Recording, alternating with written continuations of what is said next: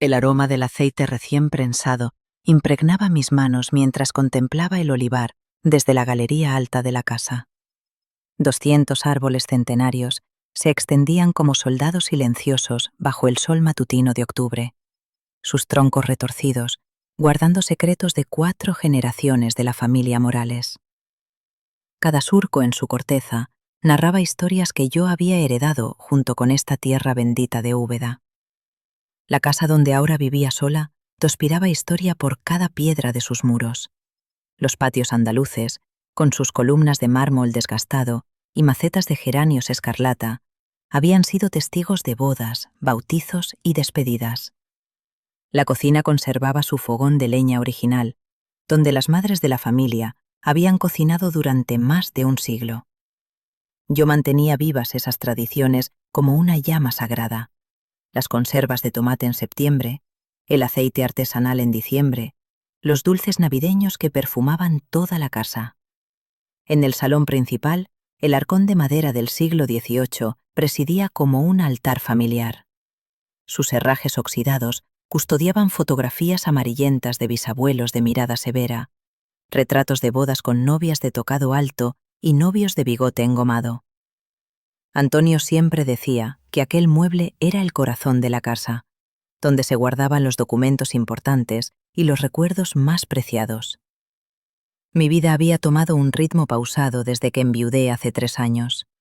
Los 950 euros de mi pensión de jubilación como maestra me permitían vivir sin lujos, pero con dignidad.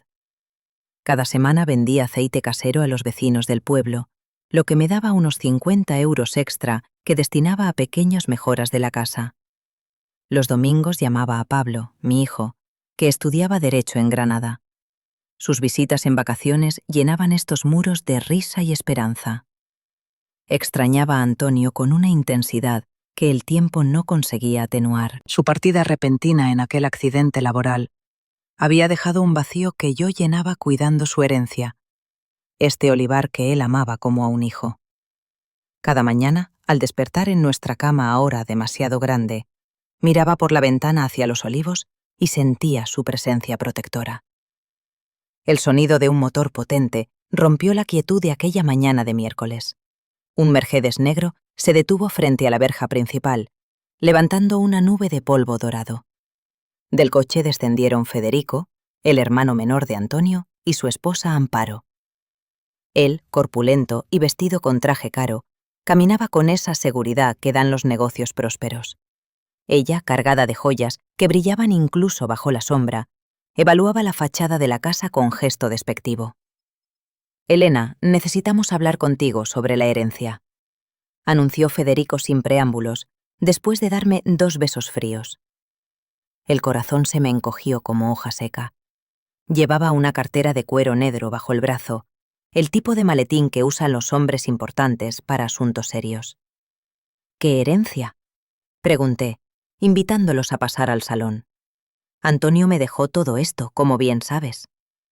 Amparo examinaba los muebles antiguos con expresión de lástima, como quien observa reliquias en un museo polvoriento.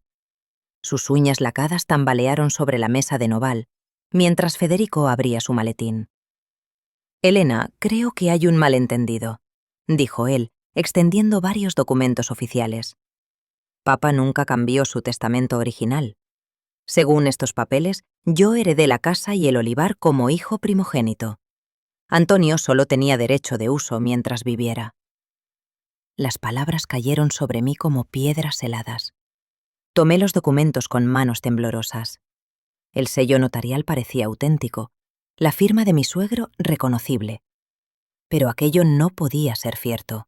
Antonio siempre me había asegurado que esta casa sería nuestra hasta el final, y después de Pablo. «Esto no puede ser verdad», susurré. Antonio era el dueño. Vivimos aquí como dueños durante 20 años. «Los sentimientos no cambian la ley, Elena», respondió Federico con tono paternalmente condescendiente. «Papá fue generoso permitiendo que Antonio viviera aquí, pero ahora las circunstancias han cambiado. Necesito esta propiedad para mi negocio inmobiliario». Amparo se levantó y comenzó a caminar por la habitación, tocando objetos como tasándolos mentalmente. Esta cocina antigua tendrá que modernizarse completamente, murmuró. Y estos patios necesitan una reforma total. Está todo tan atrasado. Me incorporé con una dignidad que no sabía que aún conservaba. ¿Atrasado? Esta casa tiene más de 100 años de historia familiar. Estos patios vieron crecer a vuestros hijos, Federico. Elena, sé realista, replicó él. Los sentimientos no pagan facturas. Te hacemos una oferta generosa. Puedes quedarte en la habitación pequeña del fondo, pero el olivar será urbanizado. Hay una empresa interesada en construir chalets aquí. La sangre se me heló.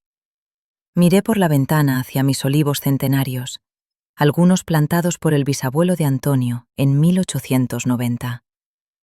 La idea de verlos arrancados para hacer espacio a construcciones modernas me provocó una náusea física. Esos árboles tienen más de 100 años, protesté.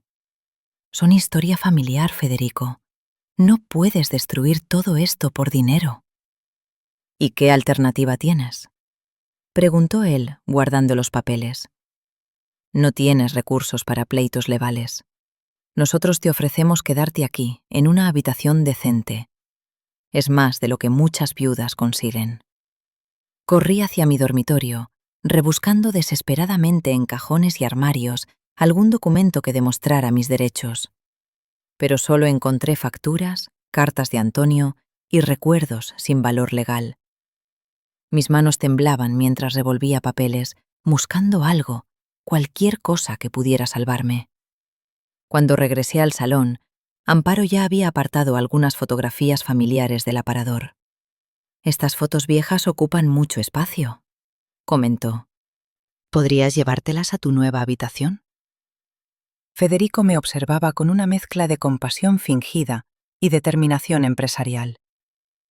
Elena, no queremos echarte a la calle, pero necesitas entender la realidad. Esta propiedad vale mucho dinero y yo tengo planes concretos para ella. Te damos una semana para decidir. O aceptas nuestra propuesta, o tendremos que hacer las cosas de manera más formal. La amenaza flotó en el aire como humo venenoso. Después de que se marcharan, me quedé sola en el salón, rodeada del silencio que solo conocen las casas muy antiguas. El sol se filtraba por las contraventanas, dibujando rayas doradas sobre los muebles que ya no sabía si eran míos. Fue entonces, en esa hora de desesperación absoluta, cuando mis ojos se posaron en el arcón familiar. Algo me empujó a abrirlo una vez más. Entre cartas amarillentas y documentos antiguos, mis dedos tocaron un sobre que no recordaba haber visto antes. Estaba lacrado con cera roja y llevaba el sello oficial del notario don Aurelio Vázquez. La fecha, escrita con letra temblorosa pero legible, me cortó la respiración. Una semana antes de que mi suegro falleciera. ¿Podría aquel sobre contener la verdad que necesitaba? ¿O sería solo otro cruel recordatorio de todo lo que estaba a punto de perder? El sobre lacrado temblaba entre mis dedos cuando llegué al despacho de don Aurelio Vázquez. Su oficina, en una casa señorial del centro histórico de Úbeda, conservaba el aroma a papel viejo y tinta que recordaba de mis años como maestra. El anciano notario, de cabello plateado y anteojos de montura dorada, me recibió con una sonrisa que se desvaneció en cuanto vio lo que llevaba en las manos.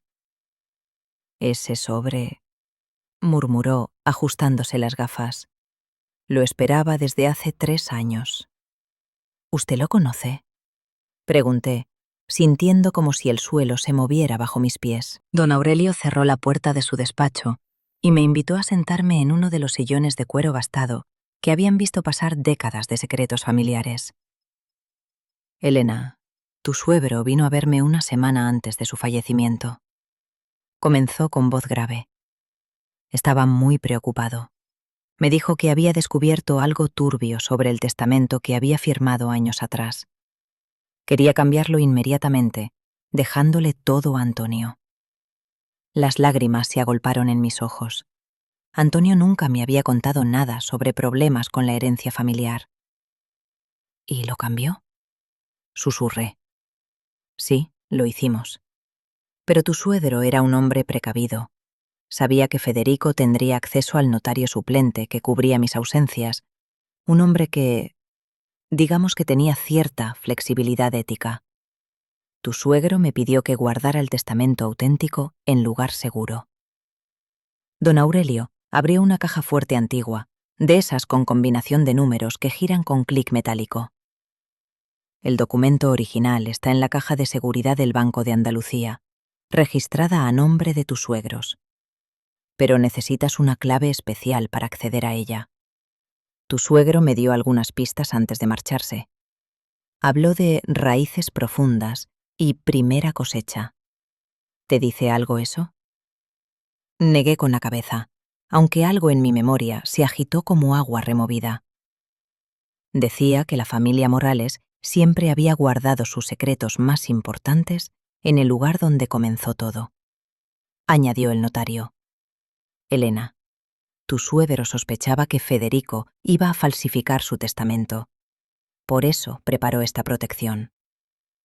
Salí del despacho con la mente bullendo de preguntas y una mezcla de esperanza y terror.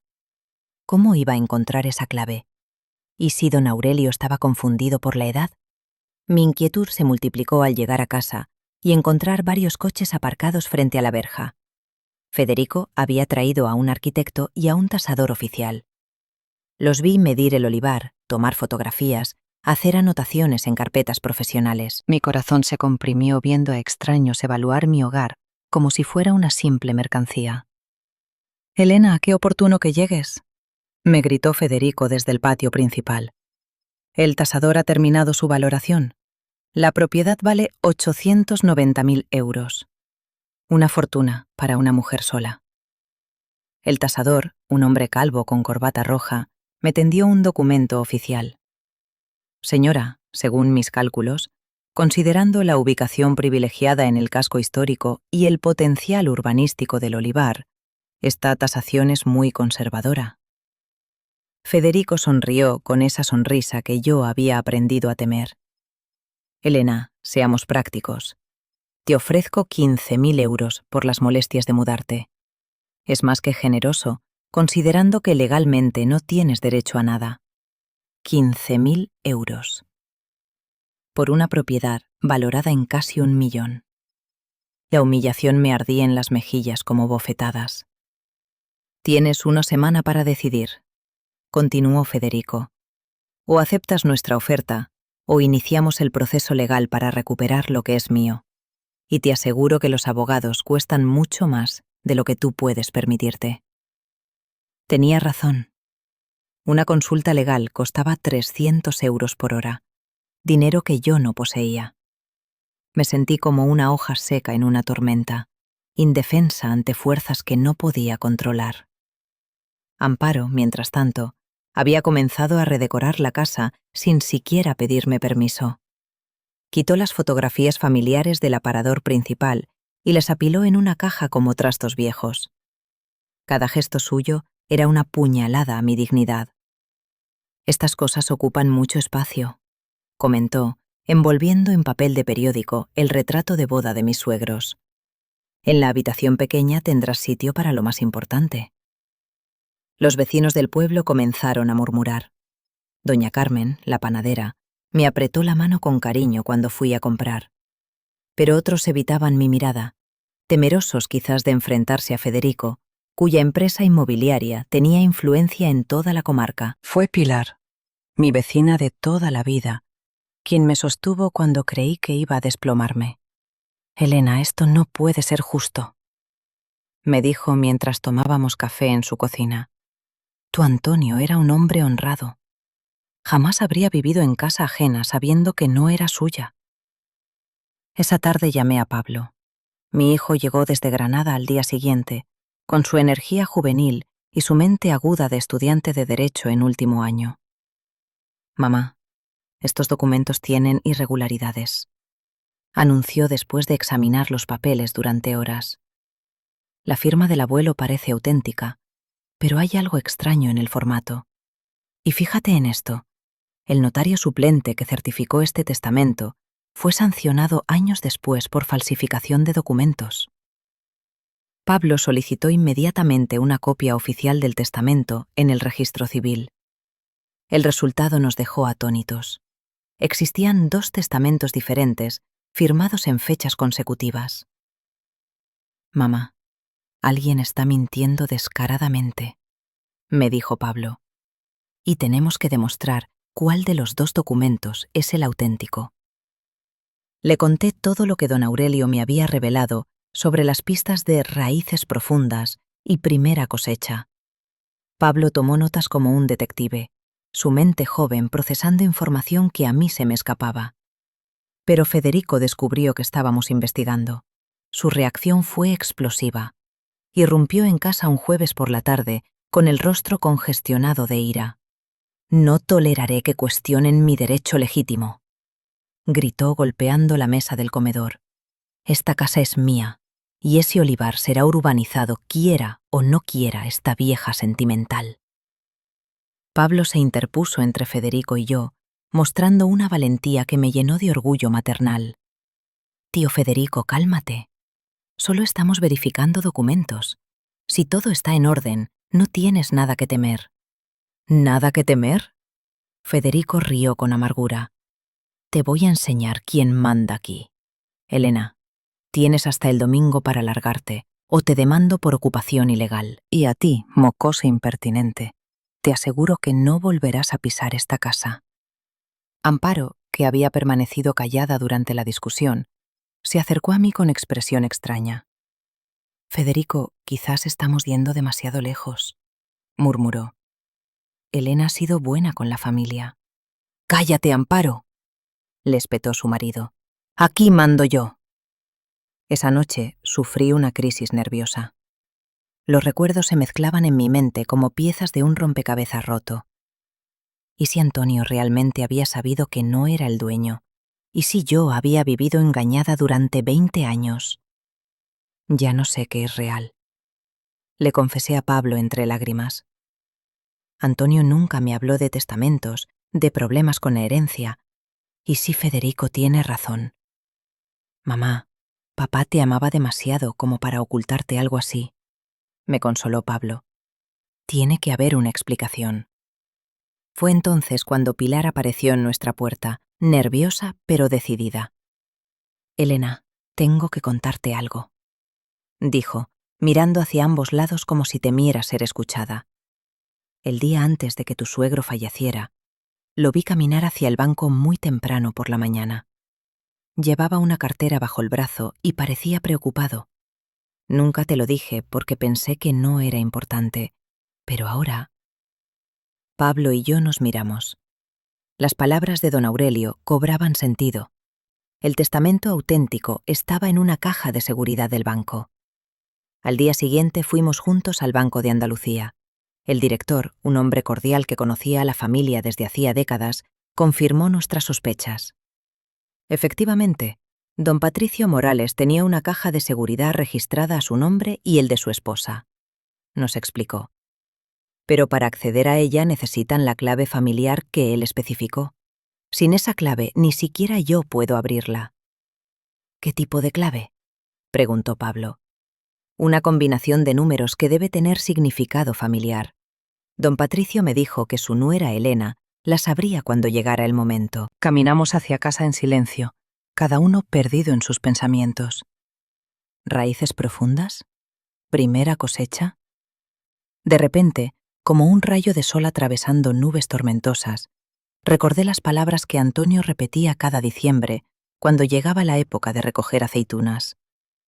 El primer olivo plantado en 1890 guarda el secreto de la familia, solía decir, señalando el árbol más antiguo del olivar, aquel cuyo tronco retorcido era el más grueso y noble de todos. ¿Podría ser que la clave estuviera allí, en aquel olivo centenario que había sido testigo silencioso de 4 generaciones de la familia Morales? El amanecer del viernes pintaba de oro las hojas plateadas del olivar, cuando Pablo y yo caminamos hacia el árbol más antiguo de la finca. Mis piernas temblaban no por el frío matinal, sino por la esperanza y el miedo que se disputaban mi corazón. El olivo centenario se alzaba majestuoso en el centro del terreno, su tronco retorcido como los brazos de un abuelo que abraza siglos de historia familiar. «Mamá tiene que estar aquí», murmuró Pablo, arrodillándose junto a las raíces expuestas.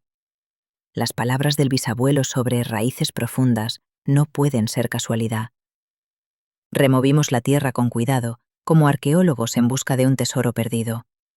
Mis manos, encallecidas por años de trabajo, tocaron algo metálico enterrado junto al tronco principal. Era una placa pequeña, del tamaño de una tarjeta postal, oxidada pero con números aún legibles grabados en su superficie. 1890-12-25. «¡Ahí está!», exclamé, sintiendo que el corazón se me iba a salir del pecho. La fecha de plantación del primer olivo y el día de Navidad. Pablo, esto tiene que ser la clave. Una hora después, estábamos en el Banco de Andalucía. El director introdujo los números en el sistema de la caja de seguridad mientras yo contenía la respiración. El clic metálico de la apertura sonó como música celestial. Dentro de la caja encontramos un sobre de papel pergamino, cartas atadas con cinta azul y un documento amarillento con el sello del registro de la propiedad. El testamento auténtico, firmado por mi suegro, con letra temblorosa pero firme, declaraba a Antonio como heredero único de la casa y el olivar, con una cláusula especial que prohibía expresamente cualquier urbanización del terreno. Las cartas revelaban la verdad dolorosa. Mi suegro había descubierto que Federico intentaba falsificar documentos y había decidido proteger la herencia familiar, cambiando secretamente su testamento. «Elena cuidará este olivar como merece», escribía en una de las misivas. Es la única que entiende que algunos tesoros no se miden en euros. Con las evidencias en nuestras manos, nos dirigimos directamente al despacho notarial oficial. Don Aurelio nos acompañó como testigo, su presencia venerable dando peso a nuestras afirmaciones. No habíamos terminado de explicar la situación cuando Federico irrumpió en la oficina, acompañado de un abogado de traje caro y maletín reluciente. «Esos documentos podrían ser falsificaciones», gritó, señalando los papeles con dedo acusador. «Exijo una verificación pericial completa». El notario oficial, un hombre sereno de mediana edad, examinó meticulosamente cada documento. Sus conocimientos técnicos confirmaron lo que mi corazón ya sabía. El testamento era auténtico, las firmas coincidían, y los sellos oficiales eran genuinos. Don Aurelio se alzó con la dignidad de sus 80 años. «Señor Federico, yo fui testigo personal de cómo su padre cambió este testamento. También sé que usted corrompió a mi suplente para falsificar los documentos que presentó inicialmente». El silencio que siguió fue denso como miel espesa. Federico palideció hasta ponerse ceniciento, mientras su abogado revisaba nerviosamente sus propios papeles. Fue entonces cuando Amparo, que había permanecido callada en un rincón, se acercó con los ojos brillantes de lágrimas contenidas. «Federico, esto está mal», confesó con voz quebrada. «Sabíamos que Elena tenía razón. Sabíamos que tu padre había cambiado el testamento, pero seguimos adelante por codicia. No puedo más con esta mentira». El rostro de Federico se descompuso como un castillo de naipes bajo la lluvia. Su abogado cerró el maletín y murmuró algo sobre retirar la demanda. El notario certificó oficialmente la validez del testamento auténtico y en ese momento, después de días de pesadilla, recuperé mi hogar. Pero la victoria me sabía agridulce. Federico era familia, al fin y al cabo. Cuando salimos de la notaría, le puse una mano en el hombro. «Federico, no voy a denunciarte», le dije. «Bastante castigo tienes ya con saber que traicionaste la memoria de tu padre». Él me miró con ojos donde la arrogancia había sido reemplazada por algo parecido a la gratitud. «Pagaré todos los gastos legales», murmuró. «Son 4.500 euros. Es lo menos que puedo hacer.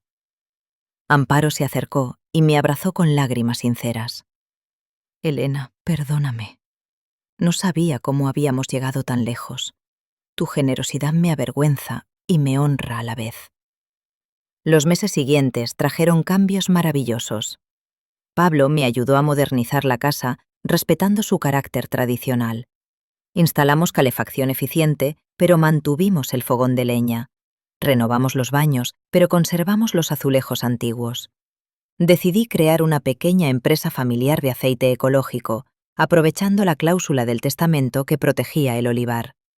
Los primeros contratos con tiendas locales me daban 180 euros mensuales extra, suficientes para vivir con dignidad renovada.